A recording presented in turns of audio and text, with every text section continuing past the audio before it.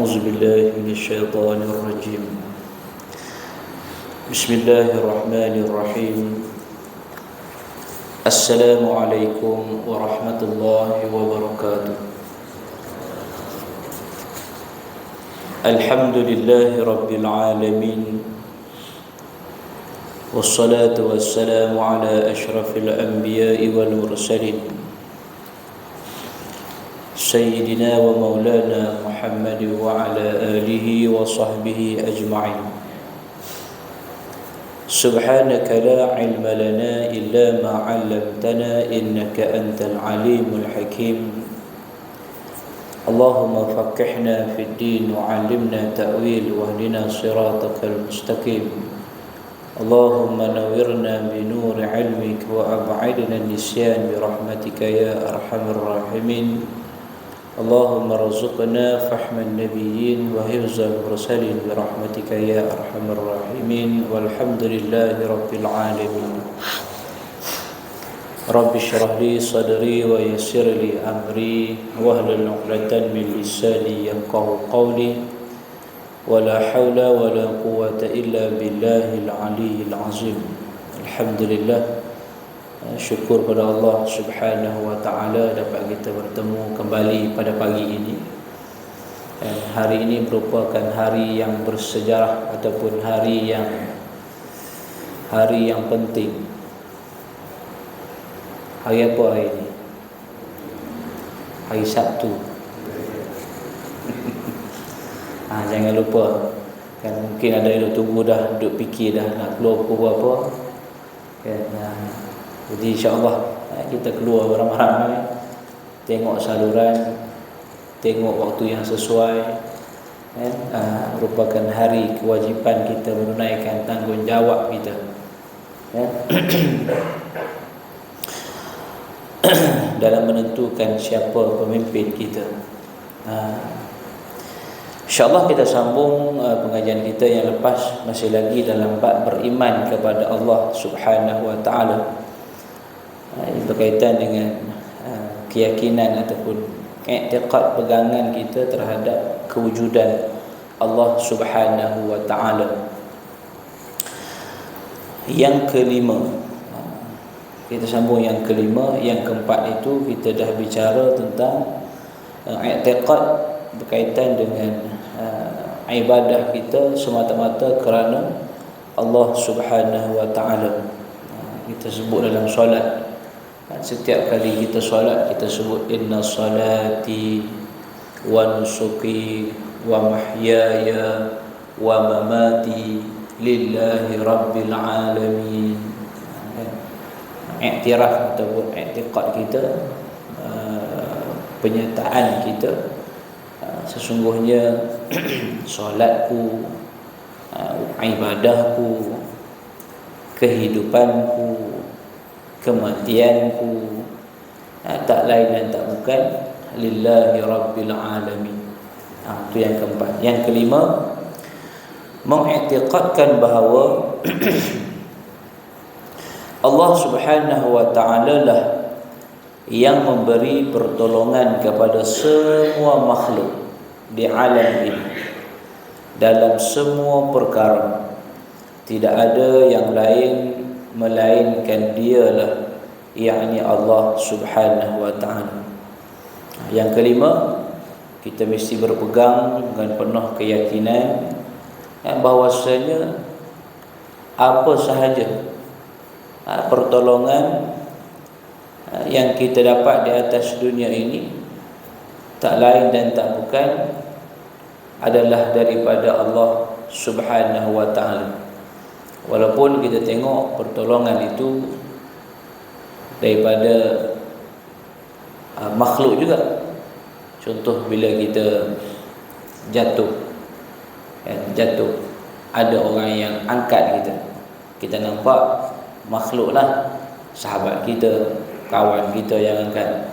Tapi kita kena yakin pertolongan itu yang menggerakkan dia apa semua itu adalah Allah Subhanahu wa ta'ala. Walaupun kita tengok yang angkat kita tu badan dia apa, salur kan, six pack. Walau kita one pack kan, dia six pack, nampak gagah lah. Tapi i'tiqad kita yang memberi pertolongan adalah Allah Subhanahu wa taala. Tapi janganlah pula kita bila dia tolong kita, dia kata kita tak ucap terima kasih kat dia. Dan ucaplah terima kasih kepada dia dan di atas pertolongan dia. Tapi i'tiqad kita yang datang memberi pertolongan kepada kita adalah daripada Allah Subhanahu wa taala. Firman Allah Subhanahu wa taala, "Qul aghayra Allahi attakhidhu waliyan fatiris samawati wal ard wa huwa yut'imu wa la yut'am. Qul inni umirtu an akuna awwala man aslam wa la takunanna minal musyrikin." Surah Al-An'am. Katakanlah wahai Muhammad, patutkah aku mengambil penolong selain Allah yang menciptakan langit dan bumi, dan dia pula yang memberi makan dan la yut'am, tak perlu kita bagi makan, bukan ia diberi makan. Katakanlah, sesungguhnya aku diperintahkan supaya menjadi orang yang pertama sekali menyerah diri kepada Allah, yakni Islam, dan aku diperintahkan dengan firman-Nya, wala takunanna minal musyrikin. Maknanya jangan sekali-kali engkau jadi dari golongan orang-orang musyrik itu. Ini dalil yang menyatakan bahawasanya bukti pertolongan itu kerana Allah Subhanahu wa taala merupakan Khaliq, pencipta, yang menyusun, mengatur, mencipta, mengadakan apa sahaja yang kita lihat di muka bumi ini. Dan keadaan Allah Subhanahu wa taala tak perlu pun kepada pertolongan daripada kita, tapi kita perlu pertolongan daripada Allah Subhanahu wa taala. Dan keadaan Allah tidak perlu pun kita bagi dia makan, dan kita perlu diberi makanan. Baik, yang keenam, mengiktikadkan bahawa setiap orang yang beriman hendaklah berdoa memohon sesuatu hajat hanya kepada Allah Subhanahu wa taala sahaja, tidak kepada yang lain daripadanya. Dan kepada Allah Ta'ala lah tempat orang yang beriman berdoa memohon supaya hajat mereka itu termakbul. Yang keenam ni adalah bila kita minta, berdoa ni maknanya permintaan daripada bawah ke atas. Maksud dia permintaan daripada makhluk kepada Khaliq.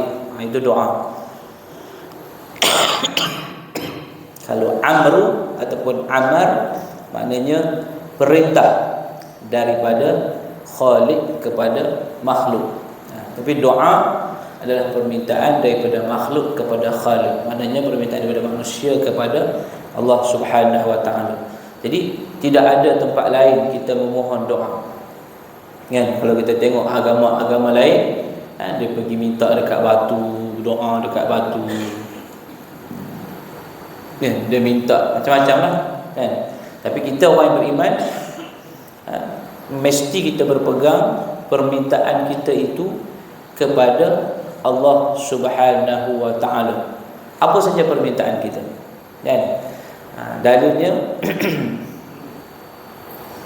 ud'u rabbakum tadarruan wa khufyah innahu la yuhibbul mu'tadin. Berdoalah kepada Tuhan kamu dengan merendah diri dan dengan suara perlahan-lahan, sesungguhnya Allah tidak suka kepada orang yang melampaui batas. Maksud berdoa secara melampau batas ni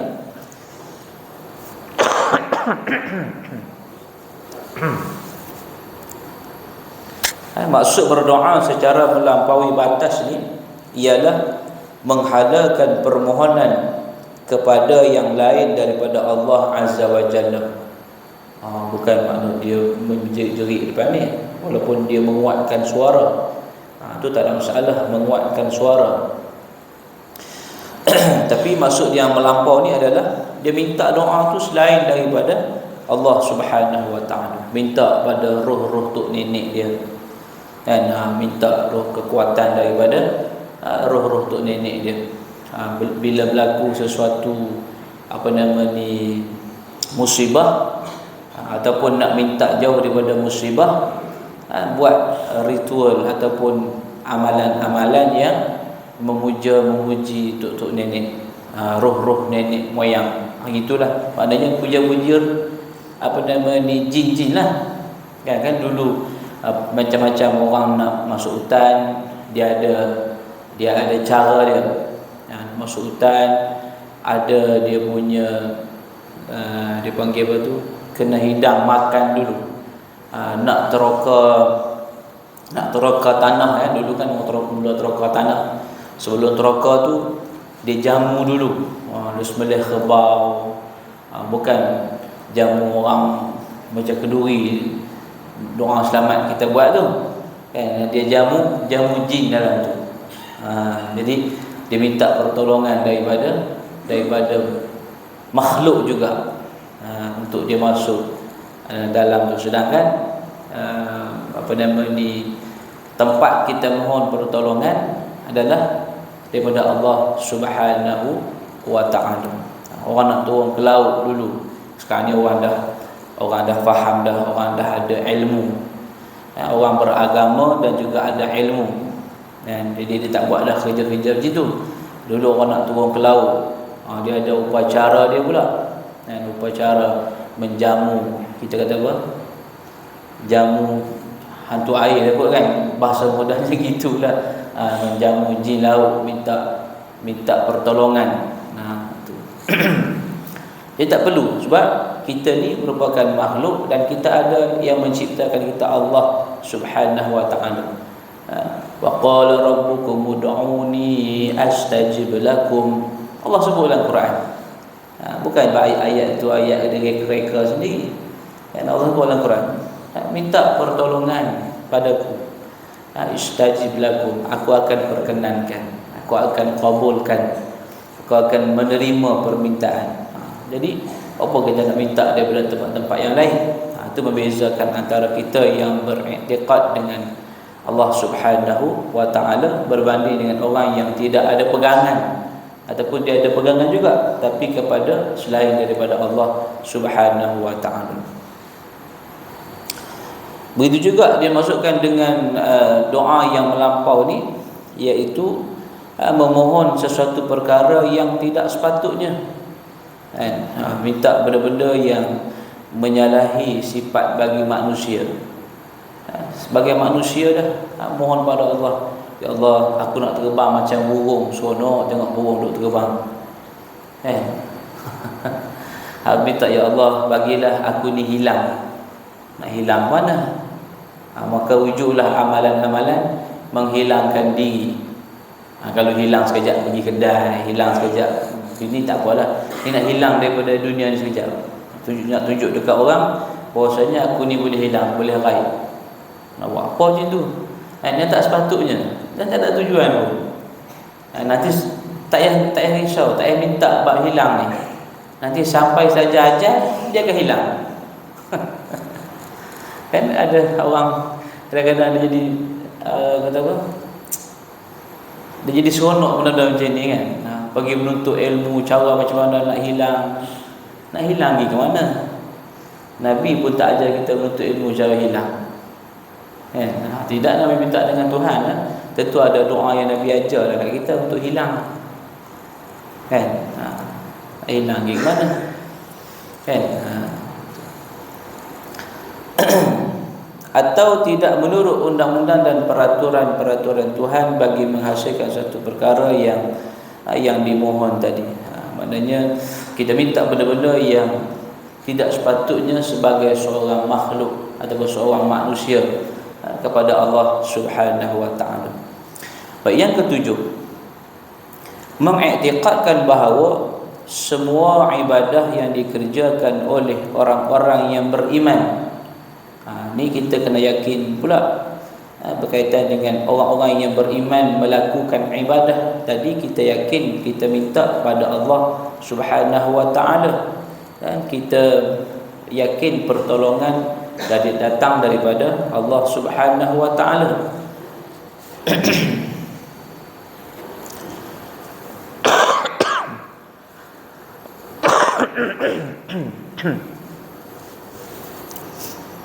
Ya. Yakin pertolongan daripada Allah Subhanahu wa taala. Kita tengok nak cerita, ada satu cerita nak kaitkan dengan yakin pertolongan daripada Allah dan doa mohon pada Allah Subhanahu wa taala. Ada satu kisah. Kisah ni berlaku di zaman di kalangan Bani Israel. 3 orang. 3 orang ni dia berjalan di padang pasir, dipanggil bermusafir lah. Dia berjalan bermusafir di padang pasir. Tiba-tiba dah sampai waktu malam. Dah sampai waktu malam, mereka masuklah, ada jumpa satu gua. Masuk dalam gua tu. Masuk dalam gua. Jadi dia nak berteduh lah, nak bermalam. Kan macam kita ni ada hotel, paling tidak ada hotel bajet kan. Ini mana ada zaman tu. Masuk dalam gua. Tiba-tiba batu besar jatuh menutupi pintu gua tersebut. Bayangkan, kita bayang duduk dalam gua, jatuh batu besar. Batu besar jatuh, tertutup pintu gua. Mana tempat pertolongan pada ketika itu? Bukan ada handphone. Kalau ada handphone gagah lagi boleh call minta tolong. Ataupun kalau ada line lah. Handphone tak ada, contoh peralatan canggih. Mana lagi pertolongan pada ketika itu? Nak menjerit, siapa dengar di saat malam jauh daripada perkampungan orang. Maka pada itu ketiga-tiga tadi berdoa. Walaupun cerita ni ada kaitan dengan tawassul di atas amalan yang mereka buat tu, tapi nak cerita kata doa mohon pada Allah, yakin pertolongan datang daripada Allah Subhanahu wa taala. Maka berdoalah mereka, seorang demi seorang demi seorang. Seorang berdoa, dia kata dulu atas dunia dia ada mak ayah. Dia sayang, dia jaga sungguh mak ayah dia ni. Sampai ke peringkat bila dia perah susu kambing, orang yang pertama minum, ibu dia minum dulu. Barulah isteri dan anak-anak. Itu sayangnya dia, jaga dia juga. Dia kata satu hari dia balik daripada hutan, daripada cari nafkah, tengok-tengok ibu dia dah tidur. Dia perah susu, ibu dia dah tidur. Dia tak bagi minum pun pada anak-anak dan isteri dia. Sampailah ibu dia bangun, dia bagi minum pada ibu dia, barulah dia bagi pada anak-anak dan isteri dia.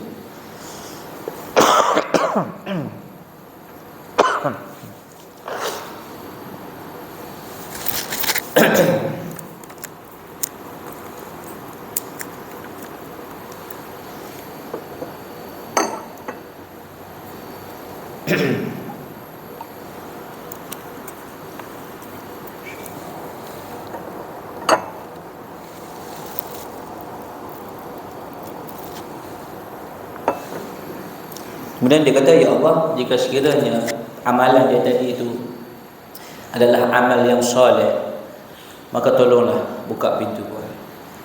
Maka bergeraklah pintu gua, menandakan Allah terima permintaan dia. Walaupun tawassul di atas amalan soleh yang dia buat tadi. Orang yang begitu juga, orang yang kedua, sampailah orang yang ketiga. Dia kata, ya Allah, dulu atas dunia, dulu masa dulu dia kata, aku ada saudara perempuan. Saudara perempuan aku ni cantik. Bila tengok je sampai ke peringkat aku rasa macam nak bersetubuh dengan dia. Tapi dia asyik menolak masih ni. Tiba-tiba satu hari dia kata datang padaku. Dalam keadaan dia diuji dengan kesusahan. Minta bantuan, minta pertolongan. Aku bagi wang dinar tapi bersyarat. Serahkan jiwa dan raga dulu baru aku bagi. Tak apalah dia kata. Dalam keadaan sedemikian dia pun sanggup. Bila sampai dia kata di antara dua pihak, bila nak berlaku berzina lah bahasa mudahnya. Bila nak berlaku berzina, tiba-tiba saudara perempuan aku ni dia kata, tidakkah takut kamu kepada Allah Subhanahu wa taala? Mana kamu tak takut pada Allah ke? Bila aku dengar perkataan takut pada Allah, aku tinggal terus. Duit wang dina semua aku bagi kat dia, aku suruh dia balik, tak jadi berlaku. Sebab aku bila dengar perkataan takut pada Allah, dia kata, kalau inilah di antara amal soleh yang aku lakukan, terimalah, terbuka lagi pintu. Menandakan doa tadi dia pohon pada Allah Subhanahu wa taala. Begitu juga dia yakin pertolongan datang daripada Allah Subhanahu wa taala. Kita tengok orang nelayan, tiba-tiba bot karam, seminggu berada di lautan, berada dalam laut tu, cuma bergantung pada pelampung ke gitulah. Seminggu terumbang ambing. Kalau ikut logik akal, hidup ke mati? Minggu takkan nak minum air masinnya, nak makan? Tak makan dah. Tapi masih hidup, masih selamat. Pertolongan daripada Allah Subhanahu wa taala. Baik.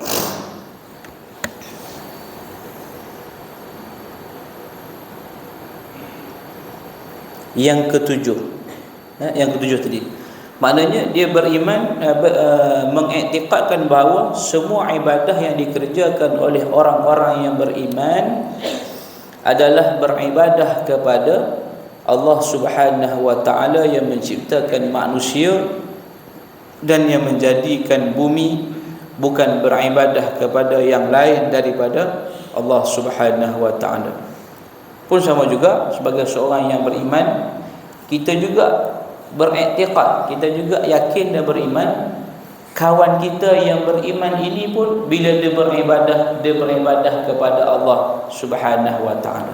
Yang berimanlah, kawan kita ramai, ada yang beriman, ada yang tak beriman, ada yang syirik dan sebagainya. Tapi yang beriman tadi, kita kena yakin juga bahawasanya dia juga menyembah Allah Subhanahu wa ta'ala. Ya ayyuhan nasu u'budu rabbakumul ladzi khalaqakum wal ladzina min qablikum la'allakum tattaqun. Alladzi ja'ala lakumul arda firasyan was samaa'a binaa'a wa anzala minas samaa'i maa'an fa akhraja bihi minats thamarati rizqan lakum fala taj'alu lillahi andadan wa antum ta'lamun. Surah Al-Baqarah. Wahai sekalian manusia, beribadahlah kepada Tuhan kamu yang telah menciptakan kamu dan orang-orang yang terdahulu daripada kamu, supaya kamu menjadi orang-orang yang bertakwa. Dialah yang menjadikan bumi ini untuk kamu sebagai hamparan, dan langit serta segala isinya sebagai bangunan yang dibina dengan kukuhnya, dan diturunkannya air hujan dari langit, lalu dikeluarkannya dengan air itu berjenis-jenis buah-buahan yang menjadi rezeki bagi kamu. Maka janganlah kamu mengadakan bagi Allah sebarang sekutu, padahal kamu semua mengetahui bahawa Allah ialah Tuhan yang Maha Esa.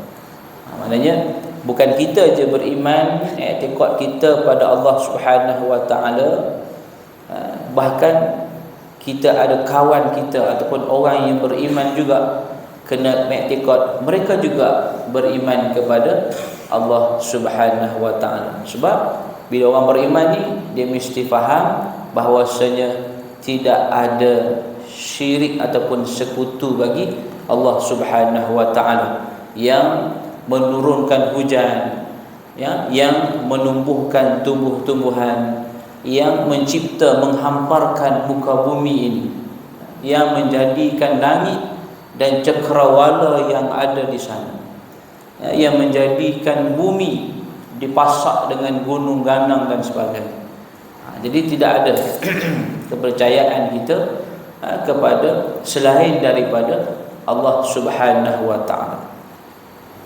Itu juga yang ke-8, mengiktikadkan bahawa Allah Subhanahu wa taala yang berhak disembah, Tuhan yang hidup selama-lamanya dan yang mentadbirkan makhluk di alam ini dan yang memiliki langit dan bumi, dan tidak sesiapa yang boleh memberi pertolongan kecuali dengan izinnya. Firman Allah Ta'ala, Allahu la ilaha illa huwal hayyul qayyum la ta'khudhuhu sinatun wa la nawm lahu ma fis samawati wa ma fil ard man dhal ladzi yashfa'u 'indahu illa bi'idhnihi ya'lamu ma baina aydihim wa ma khalfahum wa la yuhituna bi syai'in min 'ilmihi illa bima syaa wasi'a kursiyyuhu as-samawati wal ard wa la ya'uduhu hifdhuhuma wa huwal 'aliyyul 'azim. Surah apa ni, siapa ingat? Dia kata ni surah kursi, bukan surah kursi. Orang panggil ayat kursi. Surah Baqarah. Rasanya kalau orang tak ingat ayat kursi ni tak tahulah. Kan? Dalam surah ni membicara tentang i'tikad kita pada Allah Subhanahu wa taala yang Maha Hidup. Kan? Huwal Hayyul Qayyum. Tiada Tuhan Allah, yakni tiada Tuhan yang disembah melainkan Dia yang tetap hidup, yang kekal selama-lamanya, mentadbirkan sekalian makhluk. Maknanya Allah kita tak boleh tukar-tukar, Tuhan kita tak boleh tukar-tukar. Satu tu sahaja yang tidak ada tempoh ajalnya, yang tidak ada pengakhirannya, sebab Dia bersifat dengan hayy, hidup, hayat, hidup, maha hidup. Bila sebut dengan hidup, lawan dia mati. Mana mustahil bagi Allah bersifat dengan mati. Makhluk hidup, makhluk juga hidup, tapi hidup makhluk ada mati, ada pengakhiran dia, iaitu mati. Bagi Allah kita kena yakin bahwasanya tidak akan mati. La yamut, dia tak akan mati. Bahkan dia kekal selama-lamanya, mengurus takbir sejak daripada sebelum adanya kita, sebelum adanya umat-umat terdahulu, sebelum adanya muka bumi ini, mengurus takbir sampailah abadan, selama-lamanya. Yang tidak mengantuk, mana wala naum, tak tidur, tak mengantuk, bahkan lagi tidur. Kita bukan tidur sekejap-sekejap, sekejap-sekejap tidur, sekejap-sekejap tidur. Kalau tidur sekejap-sekejap tu kira-kira. Bagi Allah tak. Yang memiliki segala yang ada di langit dan di bumi, menguasai apa yang kita tengok, bahkan apa yang kita tak boleh tengok. Maknanya yang berada di alam yang zahir maupun yang ada di alam yang gaib. Kita tengok pergerakan matahari, keluar masuk, keluar masuk. Itulah maknanya di bawah pentadbiran, pengarahan Allah Subhanahu wa taala. Pertukaran bulan daripada anak bulan jadi abang bulan, jadi ayah bulan, jadi atuk bulan, kan? Itu contohlah, kita kata bentuk-bentuk tu, kan, perjalanan tu disusun atur oleh Allah Subhanahu wa taala, mana yang mentadbir. Tiada siapa yang dapat memberi pertolongan ataupun syafaat di sisinya melainkan dengan izin dia. Kita duduk sebelah kawan kita kan, kita duduk sebelah ni, tiba-tiba terbalik mimbar ni, contoh berdemak tiba ni. Kalau Allah Subhanahu wa taala tak mengizinkan kena dia, mimbar tadi tak akan kena, walaupun kita duduk sebelah kan? Walaupun kita tak ada sebelah. Tetapi kalau Allah mengizinkan mimbar tadi kena dia, walaupun kita duduk sebelah, tak akan mampu untuk kita menepis ataupun menghalang. Itu contoh paling mudah lah. Kita tak faham juga. Contoh paling mudah kan? Maknanya bila berlaku sesuatu tu, di sebalik kita dah jaga dah berlaku, itu adalah izin daripada Allah Subhanahu wa taala. Tak ada halang. Contoh macam bila dah sampai sahaja ajal dia, kita tak boleh halang malaikat untuk cabut nyawa dia, tak boleh. Tak boleh. Apa lagi? Kita dah jaga dah dari sudut keselamatan. Sekarang ni kan banyak berlaku scammer kan, duk jaga dah tu, panggilan pun jaga, nombor akaun pun jaga, semua jaga dah. Kena juga kan?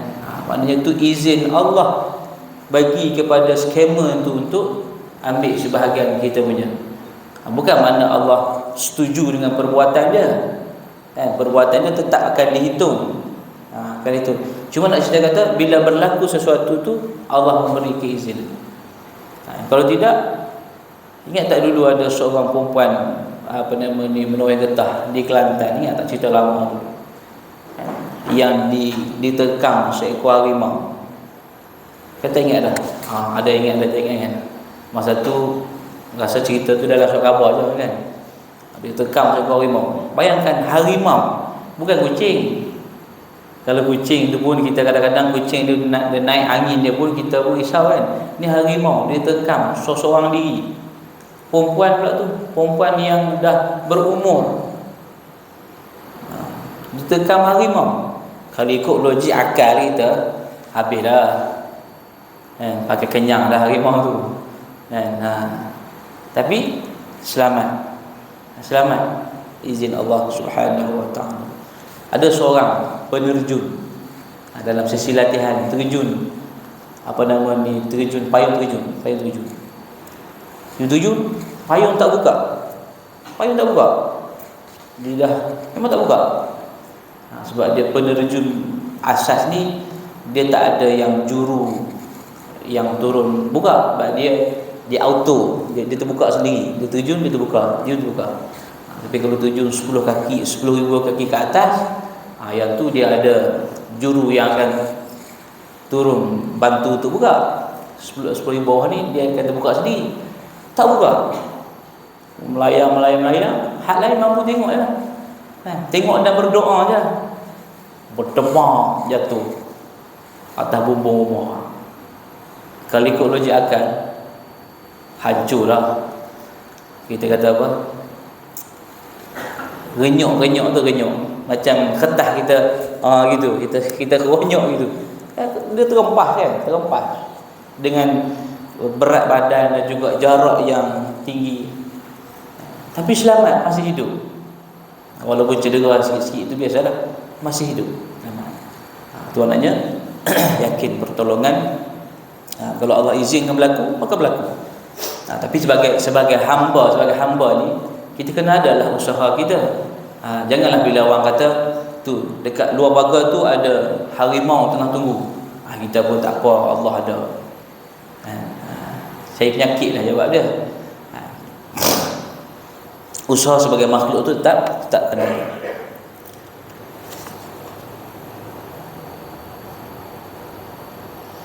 Ia mengetahui apa yang ada di hadapan mereka dan apa yang ada di belakang mereka. Maknanya Allah tu bersifat dengan alim. Allah tahu. Kita dah terhad. Belakang dinding tu kita tak tahu dah. Belakang ni pun tak tahu dah. Ada apa? Kan? Bahkan bukan belakang ni. Kalau kita tengok depan, kita tahu tak belakang kita tu ada siapa? Tengah buat apa? Tak tahulah. Kecuali orang yang ada belah jin. Jin tu nak bisik kat dia. Tapi terhad juga jin pun. kan. Jadi tak tahu, tapi Allah mengetahui sama ada berada di depan kita ke, belakang kita ke, bawah tanah ke, mana saja kedudukan, Allah mengetahui. Sedang mereka tidak mengetahui sesuatu pun dari kandungan ilmu Allah, melainkan yang dikehendaki. Maknanya sekadar yang Allah bagi tahu, setakat tu je. Allah terhadkan pandangan kita hanya depan, tu je. Maknanya Allah bagi pandangan kepada kita setakat tu je. Mana terhad sebagai makhluk ini. Luas kursi Allah, maknanya ilmu Allah ilmu dan kekuasaannya sangat luas, meliputi langit dan juga bumi. Dan tiadalah menjadi keberatan kepada Allah menjaga serta memelihara keduanya, yakni langit dan bumi, dan dialah yang maha tinggi lagi maha besar. Baik, yang ke-9, satu lagi last. Sempat aku satu lagi satu lagi last. Pakat lagi mudi dah kan. Pukul 8 baru dia buka. Baik, yang ke-9 mengiktikadkan bahawa yang menciptakan manusia mengetahui apa yang tersembunyi dalam hati mereka itu. Bahawasanya kita yakin bisikan hati kita pun Allah tahu. Orang sebelah tak tahu, orang rumah pun tak tahu.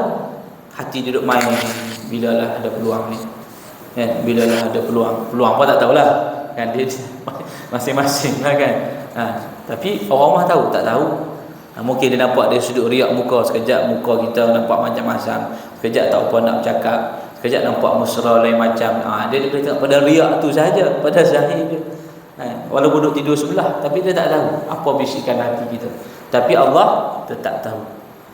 Itu bacaan ataupun gerakan bisikan hati itu Allah Subhanahu wa taala mengetahui. Dan manusia itu tidak dapat menembusinya perkara-perkara yang terpendam dalam hati dari pengetahuan Allah Subhanahu wa taala. Bahkan ada benda yang kita pun tak tahu apa benda yang tersembunyi dalam hati kita. Tapi Allah tahu apa yang tersembunyi tersebut. Nak istilah kata pengetahuan ilmu Allah itu sampai begitu sekali. Tidak terhad. Tidak terhad. Kita setakat mana yang terdetik je lah. Kan? Ni nak pergi nak undi inilah. Ini contohlah. Nak undi inilah. Hati kita tahu. Tapi di sebalik bisikan itu pun Allah tahu dah.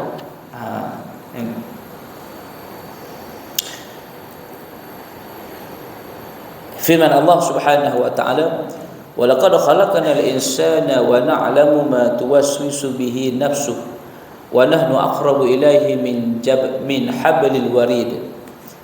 Surah Qaf. Dan demi sesungguhnya kami telah menciptakan manusia dan kami sedia mengetahui apa yang dibisikkan oleh hatinya, sedang pengetahuan kami lebih dekat kepadanya daripada urat leher. Ni Allah cerita kata bukti Allah tu lebih tahu, kan? Antara urat leher ni, urat marih dan juga urat halkum, dia berada di sebelah-sebelah. Tak ada orang yang ataupun haiwan yang urat marih kat sini, urat halkum tu, urat nyawa kat sini, atau urat makan ni, urat nyawa kat sini, tak ada. Yang tebuk-tebuk tu kes lain lah. Tapi kita kata lebih pada tu Allah mengetahui. Hebatnya. Dan firman Allah Ta'ala, "Ala ya'lamu man khalaqa wa huwal latiful khabir."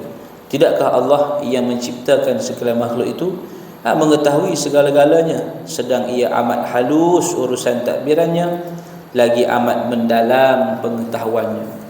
Jadi itulah bila kita nak buat sesuatu, biarlah kita buat, termasuklah bila kita niat sesuatu pun, biarlah kita niat yang baik-baik. Sebab niat kita juga Allah Subhanahu wa taala tahu. Bukan sekadar perbuatan kita aja, sampai ke niat kita tu pun Allah tahu. Jadi biarlah kita sentiasa jaga hati kita ni daripada sifat-sifat yang mazmumah tadi. Biarlah hati kita ni sentiasa dimainkan dengan perasaan ataupun sifat-sifat yang mahmudah, yang terpuji, yang baik. Jadi sekolah sekadar tu ngam-ngam bunyi syarat tu, makin kuat bunyi tu, aku tak bunyi 3 tak tahulah. Wallahu ta'ala alam. Cukup sekadar tu. Nanti kita akan sambung yang ke-10. Dia ada kat sini. Pengarang letakkan dalam 14, insyaAllah. Mungkin sekali lagi kita boleh habislah, insyaAllah. Untuk sekadar itu yang baik ambil sebagai pengetahuan, pengajaran. Salah silap sama-sama kita memberi teguran. Aku qauli hadza wa astaghfirullahal azim li wa lakum. Wassalamualaikum warahmatullahi wabarakatuh. Selamat mengundi. Ke dia tak mengundi, ke negeri lain kan? Yang balik-baliklah, yang tak balik lagi hati-hati dalam perjalanan. Semoga Allah berikan keamanan, keberkatan kepada negara kita insya-Allah.